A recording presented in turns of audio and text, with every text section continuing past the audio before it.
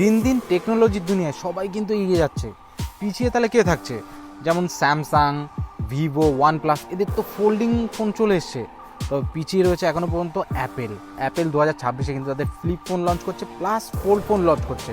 এর আগে একটা ভিডিওতে আপনাদের দেখিয়েছিলাম অ্যাপেলের ফ্লিপ ফোনের কনসেপ্ট।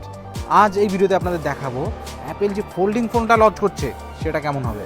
অ্যাপেল দাবি করছে তারা যে ফোল্ডিং ফোনটা নিয়ে আসছে সেটা নাকি ফার্স্ট ক্রিস্প ফ্রি ফোন হতে চলেছে। এই আইফোন ফোল্ড বা আইফোন আলট্রার যে থিকনেস সেটা থাকবে 4.8 mm মাত্র। আইফোন আলট্রা বা আইফোন ফোল্ড যে ডিভাইসটা, এটাতে কিন্তু এবার আমরা কোনো ফিজিক্যাল সিমের সাপোর্ট দেখতে পারবো না, এখানে শুধুমাত্র ই সিমের সাপোর্ট থাকবে। ইউএসের প্রাইস অনুযায়ী এই আইফোন আলট্রা বা অ্যাপেল ফোল্ডের যে প্রাইসটা সেটা $2,399 হতে চলেছে।